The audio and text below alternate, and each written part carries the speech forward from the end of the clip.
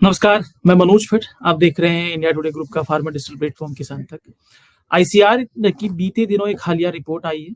ICR की report ये कहती है कि भारत का जो गेहूँ है, जो भारत के अंदर जो चावल है, उसमें लगातार पोषक तत्वों की कमी हो रही है। और साथ ही साथ ये रिपोर्ट ये दावा करती है कि भारत के अंदर गेहूँ और चावल जहरीले होते जा रहे हैं, उसमें उनमें आर्सेनिक की मात्रा में तकरीबन 1500% की बढ़ोतरी हुई है। वही रिपोर्ट ये भी कहती है कि 2040 तक संभवतः गेहूं और चावल जो है खाने के लायक नहीं रह जाएंगे।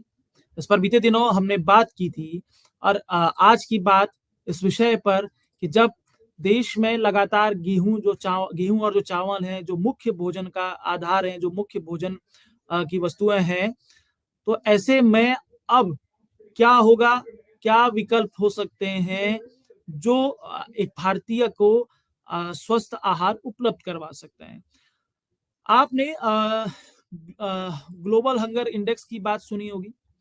आपने ग्लोबल हंगर इंडेक्स में कि 2022 का अगर मैं आंकड़ा रखूं तो इस इंडेक्स में भारत दुनिया के 122 देशों की सूची में 107वें स्थान पर है।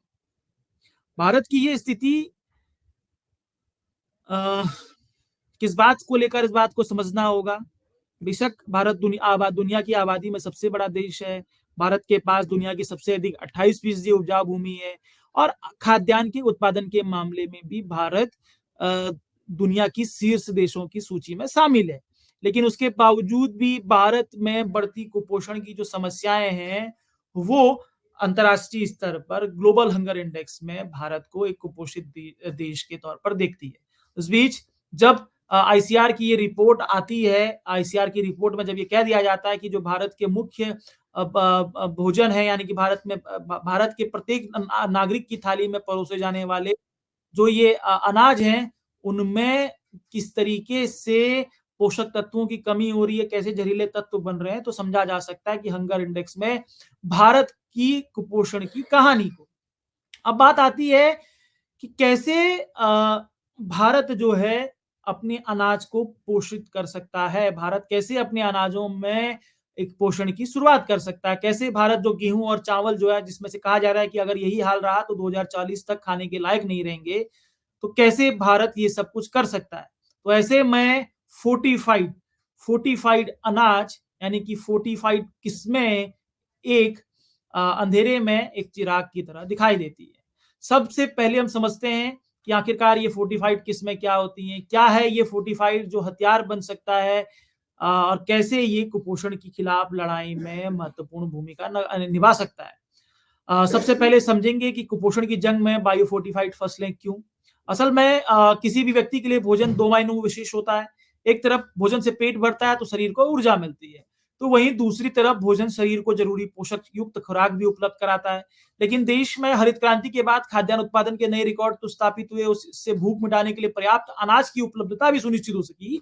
तो वहीं दूसरी तरफ अधिक उर्वरकों के बढ़ते प्रयोग, पौधों के जीन में लगातार खाद्यान्न उत्पादन बढ़ाने के लिए पौधों के जीन में जो बदलाव होते गए, जिस पर आईसीआर की रिपोर्ट ने इशारा किया है, उसकी वजह से मिट्टी का स्वास्थ्य प्रभावित हुआ, पौधों का स्वास्थ्य प्रभावित हुआ और नतीजतन फसलों को, मिट्टी से फसलों को पर्याप्त पोषक तत्व नहीं मिल सके। भोजन उपलब्धता के बाद भी देश की आबादी पोषण युक्त अनाज को उपलब्ध नहीं हो सका और यहीं से शुरू होती है कुपोषण की कहानी, जिसमें जिसके बारे में आईसीआर ने अपनी रिपोर्ट में कहा है। अब माना जा रहा है कि ये कुपोषण की इस लड़ाई में बायो फोर्टिफाइड फसलें हथियार बन सकती हैं। ये बायो फोर्टिफाइड फसलें क्या होंगी, मैं आपको समझाऊंगा। कैसे आज देश और किसानों के लिए मददगार है, ये भी मैं आप समझाऊंगा। लेकिन सबसे पहले समझते हैं कि बायो फोर्टिफाइड फसलों में कौन से पोषक तत्व होते हैं। असल में अनाज में कई तरह के पोषक तत्व होते हैं, लेकिन मौजूदा समय में कई अनाजों में पोषक तत्वों की कमी दर्ज की गई है। इसी के अनुरूप बायोफोर्टिफाइड फसलें की विकसित की गई है, जिनमें vitamin B 1, vitamin B 6, vitamin E, niacin, iron, zinc, folic acid, vitamin B 12 और विटामिन ए जैसे तत्व मिलाए गए। अब आप कहेंगे कि बायो फोर्टिफाइड क्या होता है। हमने फोर्टिफाइड अनाज के बारे में सुना है, फोर्टिफाइड चावल के किस्से कई बार आते हैं, उसका विरोध भी होता है, तो आपको समझाने की कोशिश करता है। बायो फोर्टिफाइड अनाजों की इस पूरी पड़ताल में हैं कि बायो फोर्टिफाइड और फोर्टिफाइड अनाज में क्या अंतर होता है। असल में बायो फोर्टिफाइड अनाजों के बीज वैज्ञानिक तैयार करते हैं। इसके बीजों को इस तरीके से तैयार किया जाता है कि उनसे उत्पादित होने वाली फसल में अधिक पोषक तत्व हों। यानी कि वैज्ञानिक समझते हैं कि कैसे किस अनाज में कौन-कौन से पोषक तत्वों की कमी हो रही है, तो उसके जीन में, उसके डीन में वो पोषक तत्व बायो फोर्टिफाइड किए जाते हैं, उसके बाद उसकी बुआई होती है। तो इस तरह से कुपोषण से लड़ने की एक बड़ी रूपरेखा तैयार की जा सकती है। वहीं फोर्टिफाइड के बारे में आपको बताते हैं, फोर्टिफाइड अनाज का बड़ा विरोध हुआ था।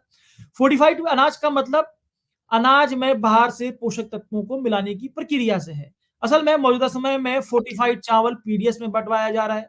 माना जाता है कि मिलिंग और प्रोसेसिंग के माध्यम से प्रोसेसिंग के समय चावल का छिलका जब उतारा जाता है तो उसके पोषक तत्व कम हो जाते हैं। ऐसे में फोर्टिफाइड करते हुए प्रोसेसिंग के बाद चावल के दाने में पोषक तत्वों का मिश्रण किया जाता है। यानी कि जब चावल में की प्रोसेसिंग होती है, धान से जब चावल निकलता है उस टाइम पे उसकी प्रोसेसिंग होती है, तो उसी समय पर जो पोषक तत्व मिलाए जाते हैं वो प्रक्रिया फोर्टिफाइड प्रक्रिया है। और वहीं जो वैज्ञानिक तैयार करते हैं, अलग से बीज तैयार करते हैं, वो बायो फोर्टिफाइड अनाज है। इसकी अपनी एक पूरी प्रक्रिया है ये फोर्टिफाइड की, और ये राइस मिल में की जाती है। अब बात करते हैं फोर्टिफाइड फसलों की। कौन सी फोर्टिफाइड फसलें भारत के अंदर है? भारत के कृषि वैज्ञानिकों ने कुपोषण के खिलाफ इस लड़ाई में अहम जिम्मेदारियां संभाली हुई हैं, जिसके तहत कृषि वैज्ञानिक बायो फोर्टिफाइड फसलें विकसित करने में जुटे हुए हैं। इसी कड़ी में अभी तक देश में कुल 17 बायो फोर्टिफाइड फसलें विकसित की जा चुकी हैं, जिनकी 85 किस्में मौजूदा समय में बाजार में उपलब्ध है।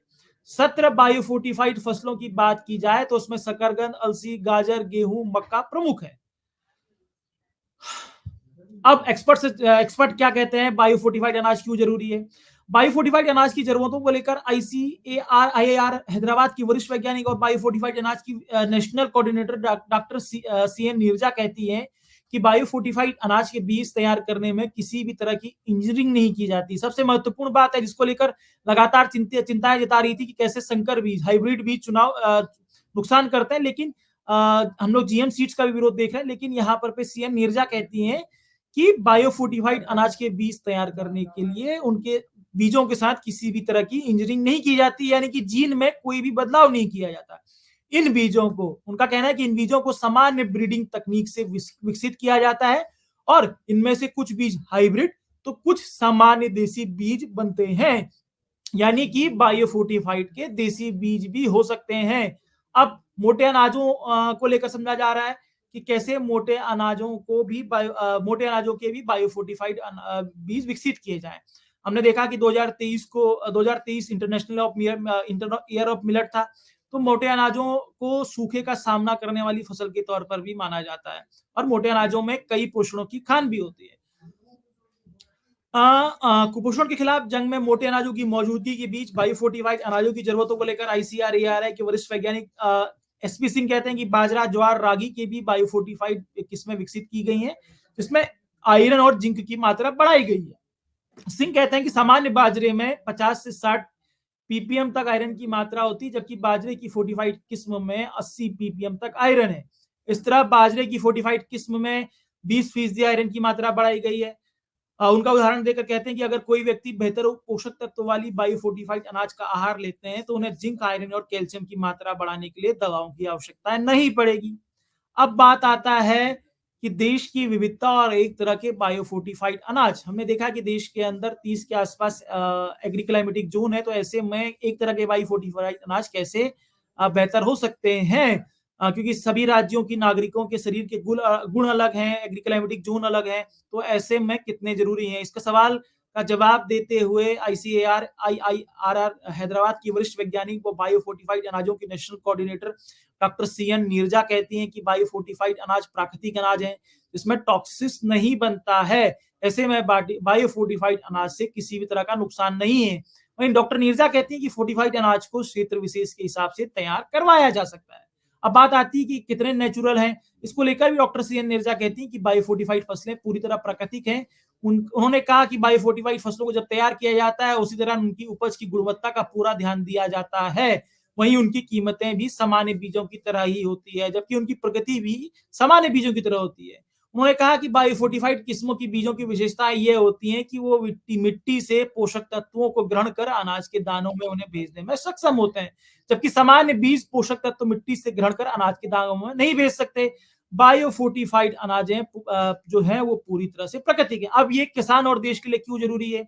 देश के लिए क्यों जरूरी है? मैंने आपको बताया कि आईसीआर की रिपोर्ट ने किस तरीके से कहा है कि गेहूं और चावल में जो जरूरी पोषक तत्व हैं वो कम हुए हैं, आर्सेनिक की मात्रा बढ़ी है, और एक संभावना जताई गई है कि 2040 तक गेहूं और चावल जो है वो बिल्कुल कूड़ा हो जाएंगे, जहरीला कूड़ा हो जाएंगे। और मैंने लगातार आपको हंगर इंडेक्स में भारत के कुपोषण की कहानी भी बताई।